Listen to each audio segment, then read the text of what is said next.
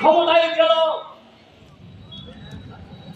ADC ক্ষমতায় যাওয়ার পর আমরা দেখেছি একটা কাজ উপজাতিদের জন্য এডিসির জন্য কাজ করেনি, বরং এডিসিতে যা ফান্ড আছে, টাকা পয়সা আছে, লুটপাট করেছে।